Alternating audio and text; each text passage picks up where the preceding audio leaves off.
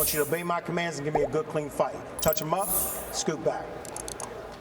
So here's the return of Jamel Herring against Jamaine Ortiz, Timmy. A 15-0-1 fighter who's very confident that he can get to the next level. Yeah, he's very confident, but I'm wondering which Ortiz is going to come out. I've seen two variations of him. I've seen him be aggressive and highly motivated, throwing combinations, and I've also seen him fight off his back foot and kind of stink up the joint. So curious to see what he's going to be doing tonight. You know, it's interesting because when we went through the strategy of what he would employ against Herring, you got the sense he would box more and not be the typical pressure guy who we've seen probably more often in the past. See, the coolest thing right now is he came out in the southpaw stance. That's Ortiz, right. He can switch stances. He's naturally right-handed, but he will, in other sports, he throws a ball left-handed. It's funny, and I asked him in the fighter meeting, I said, well, what stance are you going to come out in? And he kind of grinned at me. And I had a feeling he would fight out of the southpaw stance because Herring, he struggles with southpaws. All of his losses have come from southpaws. Of course, he's coming off the loss to Shakur Stevenson, the current unified world champion. That was last October in Atlanta. It's a beautifully timed shot right over the top of the low left hand or the low guard of Ortiz. That's timing and experience from Herring, who now is choosing to be the hunter. Ortiz, he got his attention. Ortiz now is choosing to be the boxer. Jamel Herring now trained by Manny Robles. He was with Brian McIntyre, Bo-Mac, for 8 fights with the Bud Crawford camp. What do you think of that move going with Manny now? There's nothing wrong with that. Bo-Mac, them, they're great. They do a great job with their fighters out there. But, you know, new weight class, newfound motivation, coming out to sunny California. Easy to make the new weight class at 135 pounds. Manny Robles is a renowned trainer as well. Great move. So Ortiz switching stances already, back to orthodox. 1-2 from Herring.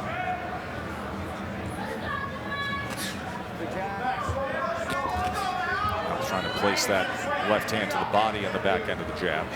See, that's what I like from Herring right out the gate. He said he wanted to start faster. Yes, he wants to take the initiative. You know, that's being first. That's what we call in boxing, being first. Ooh, headbutt. Be careful, you guys are coming in. Come on, keep it clean. You might see a lot of that test because Ortiz is spontaneous. He'll just explode with offense out of nowhere, try to catch you off guard, off rhythm. Stop! Break!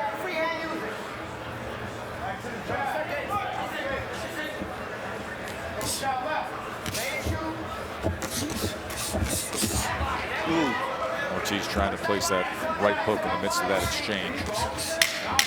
10 seconds. Coming to the end of round number 1 between Herring and Ortiz, live here from Resorts World in Vegas.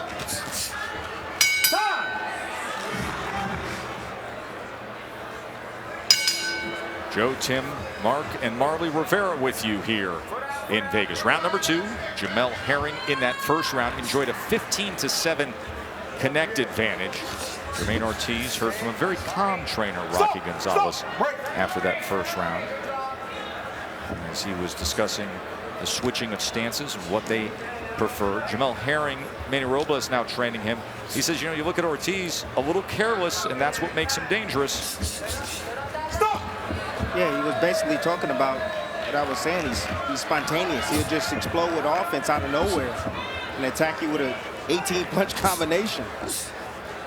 Right now, hands low, bouncing in and out, trying to time that right hand. And heads are coming together a bit when he's orthodox against that southpaw stance of Herring.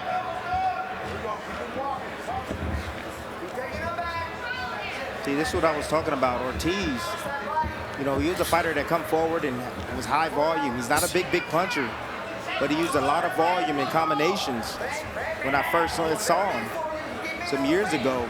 But now he's turning into more of a boxer. He says, I don't want to get hit too often. He said, I want to mix it up. I want to use my feet to create some offense for myself. Both guys trying to work on the inside. Both men trying to find success to the body.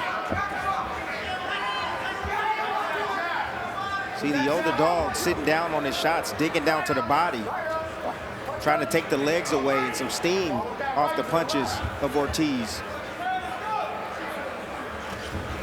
And also sending a message, Tess. He's sending a message and letting them know, like, hey, yeah, you might be young. That's all right. You let your hand go. I can let my hands go, too. I still got it.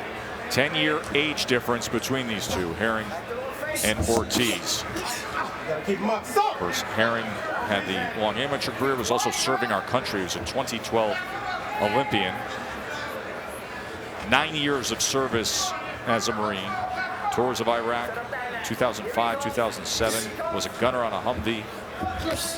And he's often detailed some of the terror of what he says was being a sitting duck at times in enemy territory. Right hand comes in from Ortiz. Beautiful combination. Came in behind the jab. Followed up with right hand and another jab in the right hand. And now turns southpaw, and he hits the gas pedal with Herring up against the ropes. And these are those bursts of offense that you were just describing, Timmy. And see, and that's how you get the attention of the judges, and that's how you're going to win these. That's how he's going to win these rounds. Oh, right hand comes in from Ortiz.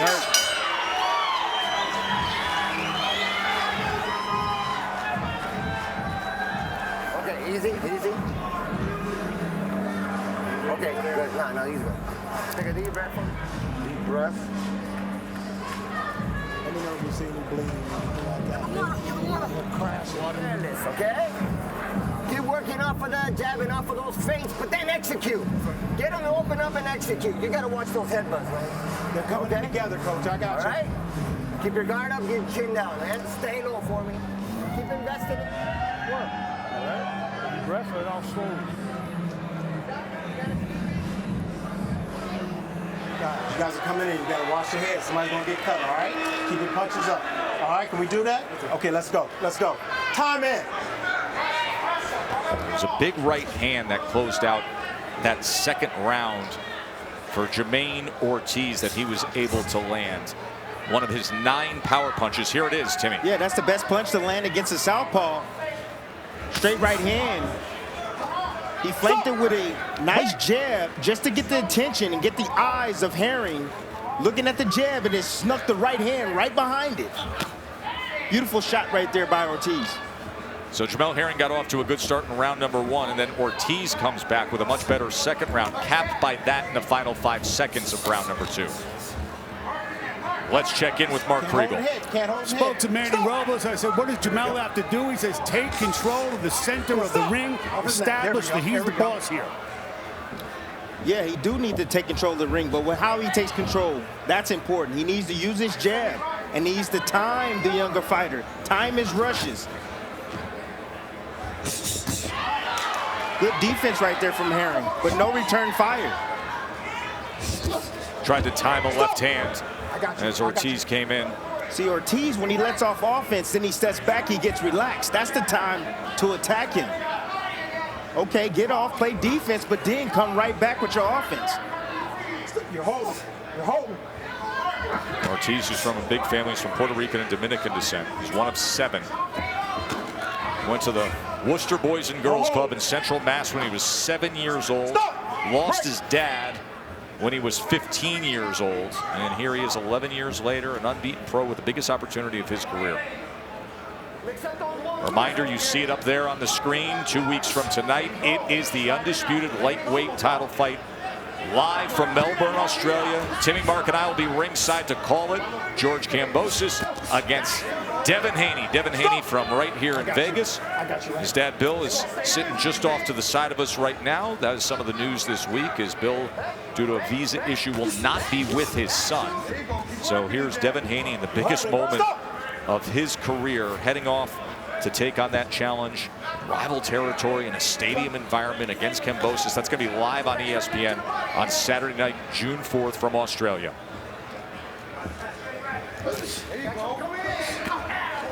Herring trying to dig underneath with that left hand to the body. And that's how you tame the young guy from keeping him from jumping in and explode with offense. You go down to the body and downstairs like that. He has to respect that.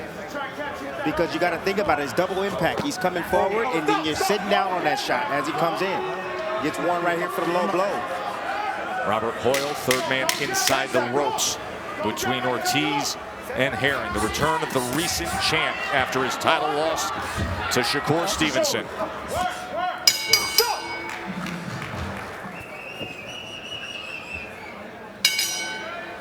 Resorts World Events Center, round 4 here between Ortiz and Herring. Let's check in with Marley.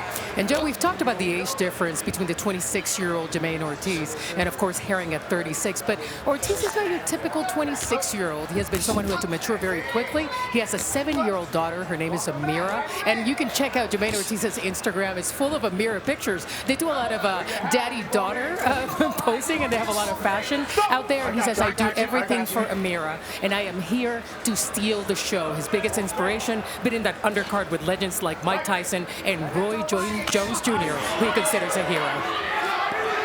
Marley, you know, he's very dedicated to his family and to his education. He's at Worcester State University. He said, hey, who knows, down the road med school could be an option for me.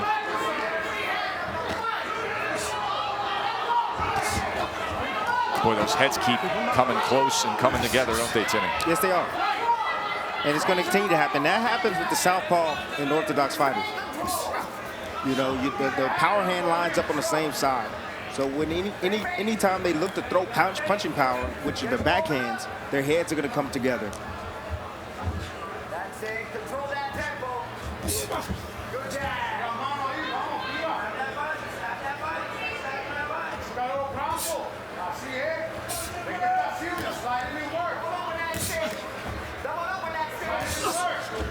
Herring now back at 135 pounds. That's where he started his career. Of course, his success was found at 130 pounds.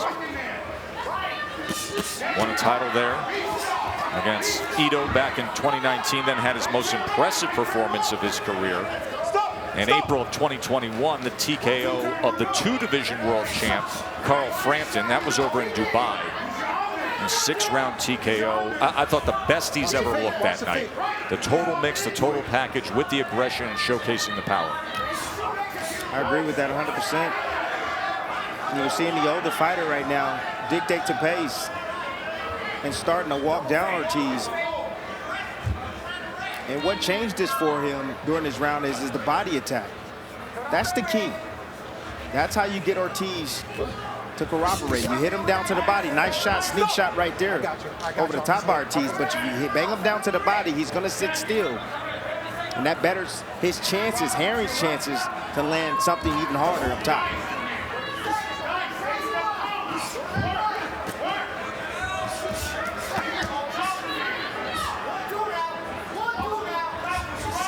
Herring is a way better inside fighter than Ortiz. 10 seconds. A lot stronger inside the pocket as well. That's where he should operate. End of 4 here in Vegas.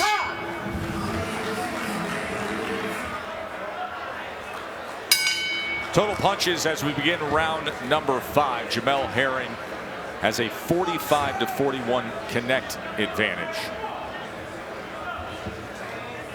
Jamel Herring heard from his trainer, Manny Robles. He wants him to go to the body, then finish up top to the head. They have been stressing the first, the last. Speaking of body punches, there are the CompuBox tallies for the work to the body for each man. A little extra something between Ortiz and Herring.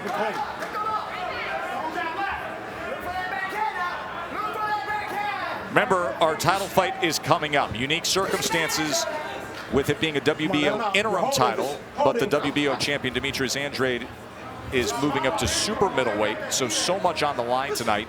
And that guy you see right there decked out in the bright red, that is Danny Dignam, the 14-0-1 fighter from Essex, England, the southpaw, who feels very confident. He has tons of respect for Janibek Alimahanallah, but he feels very confident that he's put himself in position to pull off this upset tonight. Janibek has been a terror. He's been so impressive, quickly running his mark to 11-0 with 7 knockouts.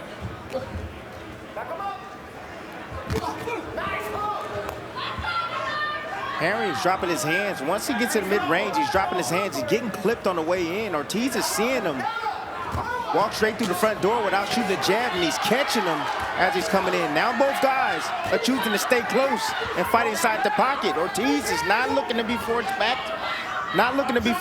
Right now. He's looking to stand his ground. Ortiz had success in that southpaw stance, doubling up the right hook to the body and to the head 2 times.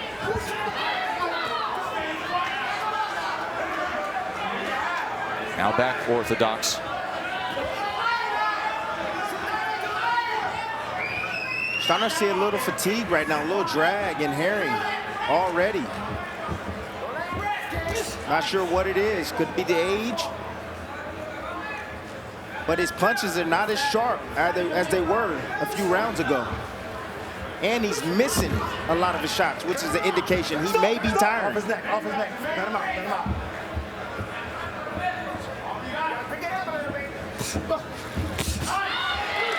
Ortiz fills that gap right there at that moment.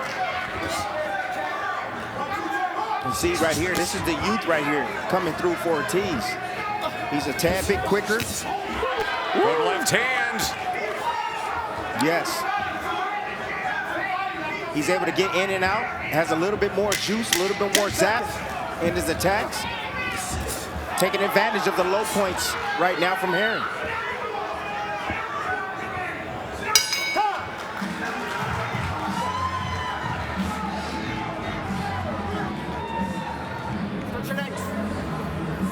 Okay, listen, you allowed him to take the initiative in this round. You gave it to him. You hear me? You're coming to him, but you're not staying busy. You gotta stay busy, son. If you're gonna commit, if you're gonna be the one charging forward, you gotta commit. You gotta let those hands go, you hear me? Okay?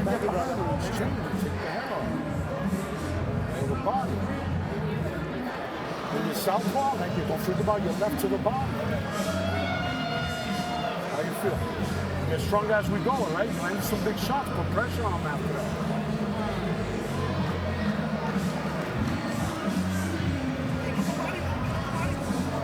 Especially when you're close, right? Short face. Take it down. Let's go. Let's pick it up. Right? Don't leave yourself careless. Defense. Hands up. Tim, what did you think of Manny Robles telling Jamel Herring, you have to take the initiative. You have to commit.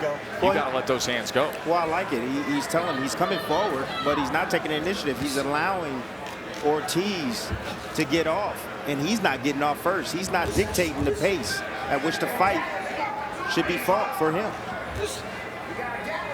Now you got a young Ortiz now. After that last round, he's more confident now, and he's coming forward in pressure and taking the initiative. I got you. Thank you for keeping it clean. That was the first round with Rocky Gonzalez. Jamaine's trainer was happy. He said he was busier. He took charge. He had a 19-11 connected advantage. He was 12 of 24 on his power punches. Had that solid left hand there in round number 5. Jamaine Ortiz, the unbeaten fighter from New England, says this is going to be the night where I'm put into the conversation. Stop, stop, stop.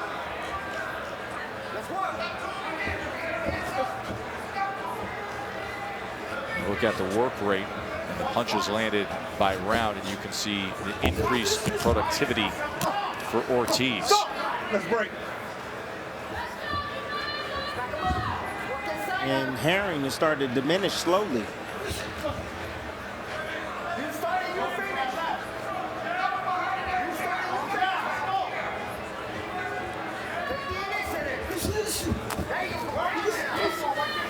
You're holding. Let him out. Come on. See, Tess, when you take the initiative, now you get your opponent to react to you. Ortiz will react to him if Herring was to take the initiative. Now, one initiative, you got to be ready to counter because you're going to get a response. You're going to draw something. So when Ortiz makes a move, that's when it's time for Herring to make him miss and then make him pay. That's what his trainer is trying to get him to do. But his body is not responding. Ooh, There's a left uppercut. from Jamel Herring. He just timed that uppercut very well. Experience can pay off, can overcome some of what we're talking about. Yes. Some of the, what you say, perhaps some not being there physically the whole way. Holding. Holding.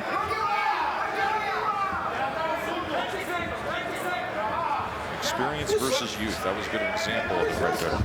Stop. That's what it's about. You see Ortiz, his head leans forward. His head goes first before his punches come out. That's the reason you're getting these head clashes. And of course, you have the southpaw in orthodox stance. You're always going to clash heads. 10 seconds. But your head is always on the line of fire.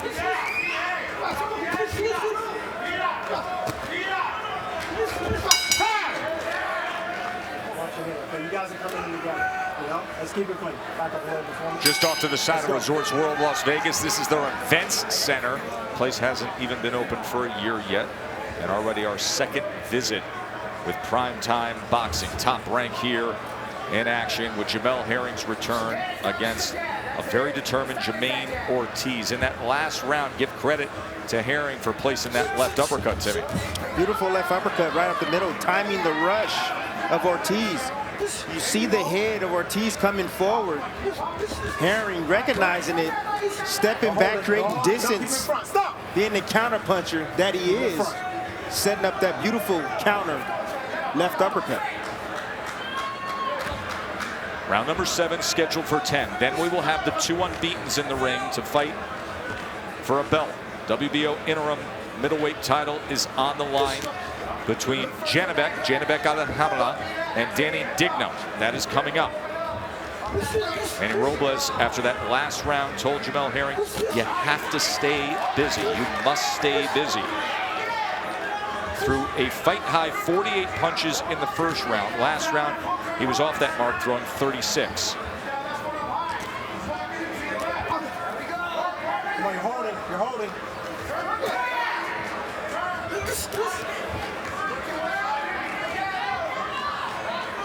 Ortiz choosing to fight out the southpaw stance right now. Confusing Herring a tad bit. Herring can't land as often as he would like to. And you see the bouncing right here. Now Ortiz, what he's doing, he's changing his rhythm.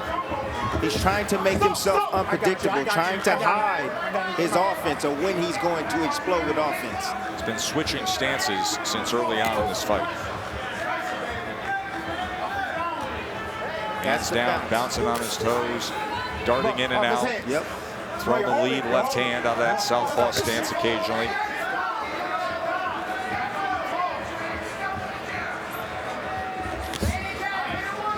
Hands down as he's bouncing and darting in and out.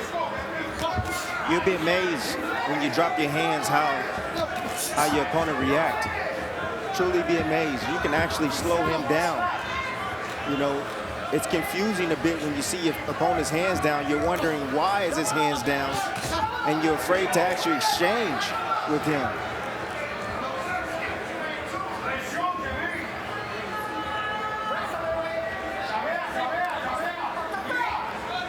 See, creating a small hesitation in Herring. You're holding. Don't hold him. 10 seconds.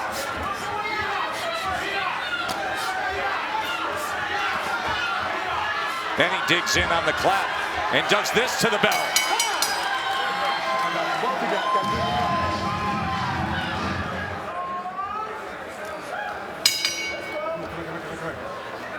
Anything right here is a legal punch. Legal punch. Anything below, that's low. Keep him up. Let's go. Robert Hoyle with the reminder as he put out the warnings for the low blow. Right now, Jamaine Ortiz on total punches has a slight edge, 82 to 77 in punches connected. He's thrown 50 more punches than Herring. Round number 8.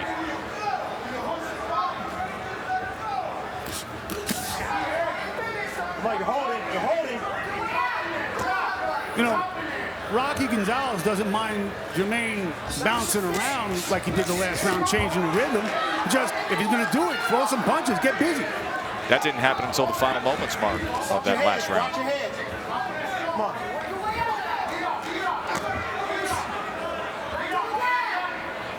We're showing you the output, the punches by round. Let's update that number for you. As you see, Herring tailed off in that 7th round.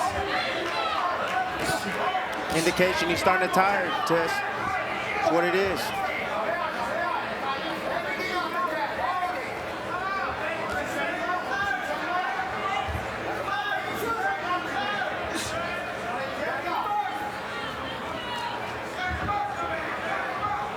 Remember, at the conclusion of this co-feature, we will get to the rising star in the middleweight division, Janibek Alimhanallah. Stop! I got you. His last fight was a TKO win over Hassan Endam. He was very impressive prior to that, dismantling a titleist in Rob Brandt.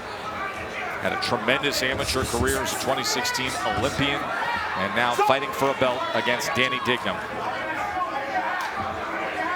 Trained by Buddy McGirt as the advisor and management of Igis Klamis, who works with Vasily Lomachenko and Alexander Usyk. Everything is lined up for Janibek.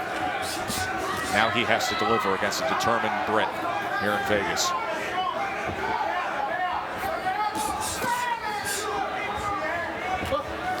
A lot of defense from Herring. Herring just needs to let his hands go. Ortiz, not disguising, really disguising the attacks. He's attacking the same way. He's bouncing, and then he explodes and leaves himself wide open right down the middle. And you don't see Herring taking advantage of that. Instead, he's retreating, trying not to get hit with combinations from Ortiz.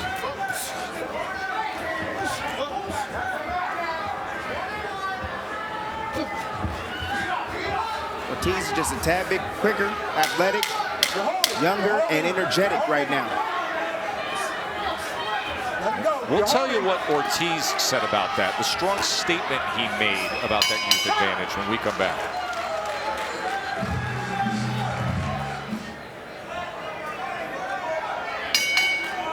There's 26-year-old Jamaine Ortiz, 10 years younger than the recent world champion Jamel Herring, who he's 6 minutes away from getting to the finish line against, possibly coming up with this win, depending on how things play out. We asked him about that. He said, listen, I'm the younger guy. I know I'm the young guy coming up.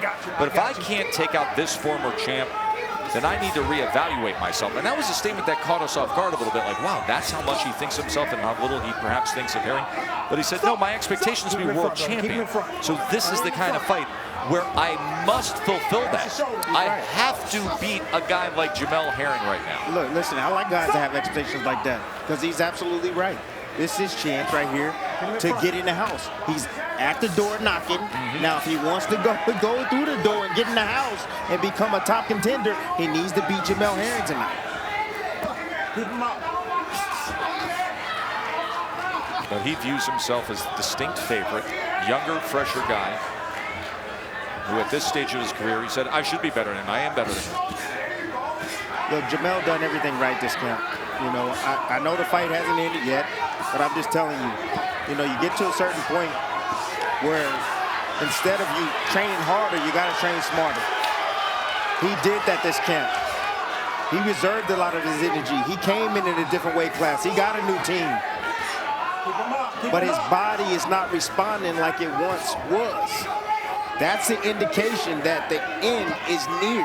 There's some good infighting from both guys, but Ortiz may have got the best of it on an early exchange on the inside. But both guys have been digging underneath, sweeping to the body. That was a short right hand from Ortiz. Let's see who's willing to work right now.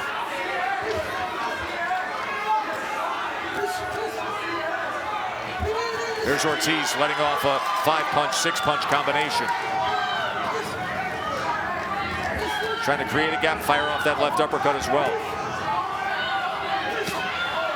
Most of this 9th round spent shoulder to shoulder, chest to chest. I got you. I got you.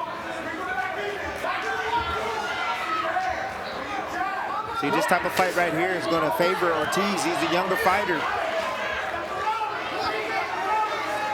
No push, no push. Has the fresher legs. As you can see, the veteran right here coming back, fighting with a lot of heart. Herring looking for answers. There's a left hand that comes in from Ortiz as he pushes back. Jamel Herring creates some space, gets around the guard.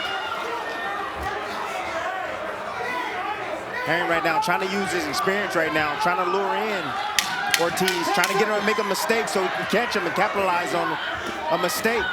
Catch him with something flush and hurt him. It's a good ninth round for Ortiz. 1 round to go.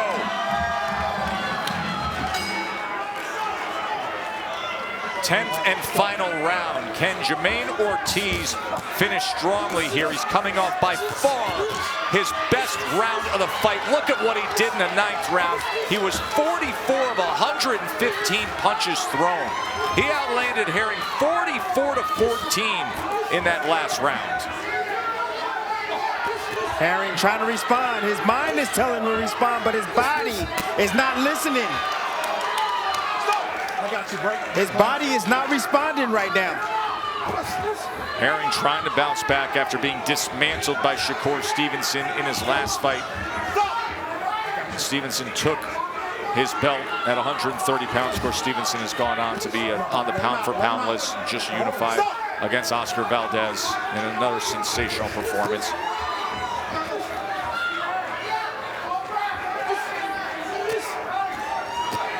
Sometimes you're just never the same, Timmy, after you lose like that, and then the clock keeps ticking at 36 years old. A lot of wear and tear, a lot of miles on that body of Jamel Herring. Even though he started late, a lot of miles still on that body. Also being a Marine.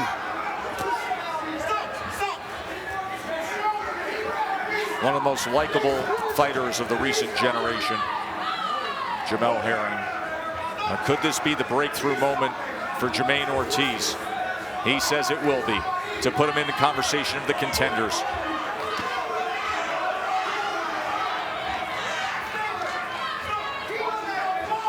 Tess, it's not a lack of desire from Herring. No, not at all. It's not a lack of desire. Just the reflexes are not there anymore. The hand speed's not there anymore. The balance is not there. The legs are not there anymore. Final minute. The young man from Worcester, Massachusetts, who came out here to Vegas determined, ready for this chance.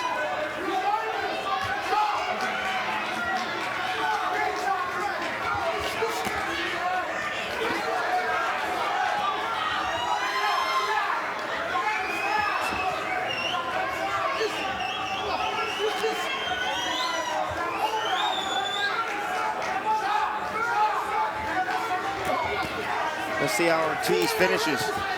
He should let everything go.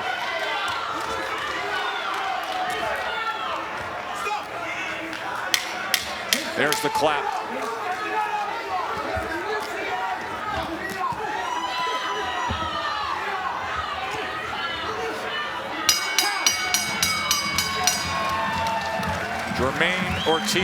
Jamaine Ortiz hit that gas pedal coming down the stretch. Yes, he did. Finished the way he wanted to finish in the last 2 rounds. High punch output, high productivity in punches landed as it started to go the other way for the very proud former champion, Jamel Herring.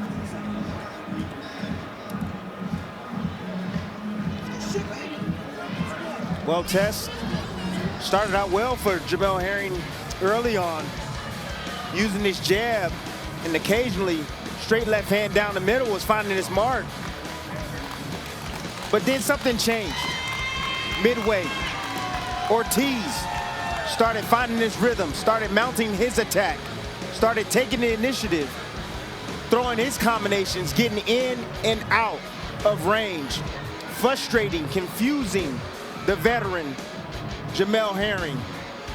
And he started landing with more regularity throughout the course of this fight. Jamel Herring tended to fade it. He faded drastically on the back end of this fight.